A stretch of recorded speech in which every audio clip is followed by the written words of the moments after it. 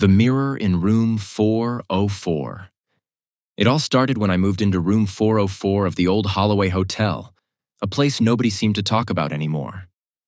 The building was dilapidated, its walls peeling, and the air smelled of forgotten memories. But I didn't care. I just needed a cheap place to stay. I checked in with a man behind the counter who didn't look up when he handed me the key. He mumbled something under his breath as I walked away, but I didn't catch it. Probably a warning. When I got to room 404, the door creaked open with an unsettling groan, as if it hadn't been opened in years. The room was bare, just a bed, a dusty dresser, and an enormous antique mirror hanging on the far wall. That mirror was strange. It looked ancient, with ornate silver patterns carved around the frame. But the glass, something about it felt wrong. It was too clean, too perfect in contrast to everything else in that decrepit hotel. I unpacked my bag, ignoring the strange feeling gnawing at my gut. I chalked it up to exhaustion.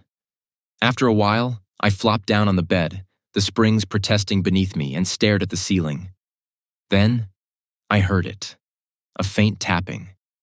I sat up, my eyes immediately drawn to the mirror. Nothing, but the tapping continued. It was so soft, almost rhythmic, like fingernails drumming on glass. I stood up, walked toward the mirror, and placed my hand on its cold surface. The tapping stopped.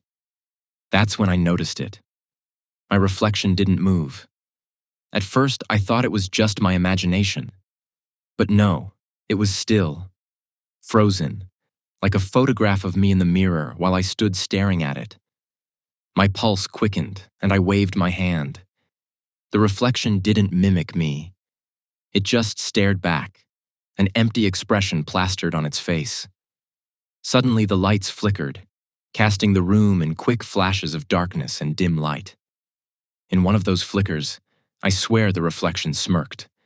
My heart pounded as I backed away, but the reflection, it stayed there, in the same position, unmoving. Cold. I sat on the bed, keeping my eyes on the mirror. Hours passed. The reflection never moved. It was like looking at a photograph that was never taken. When the sun finally rose, I felt a strange sense of relief. The mirror seemed less menacing in daylight. Its eerie power diminished. Maybe I was just tired. Maybe I'd imagined the whole thing.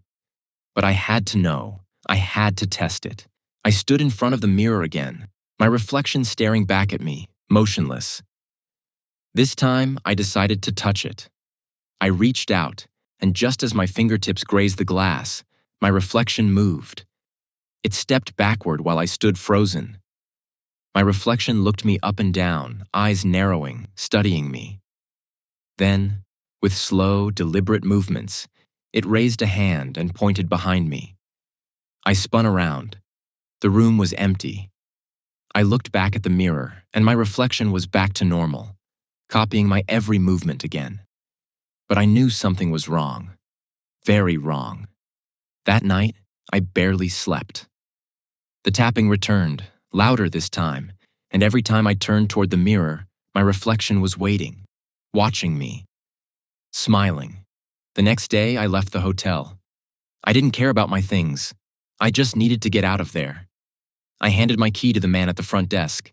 He finally looked up, his eyes clouded with some strange mixture of pity and fear.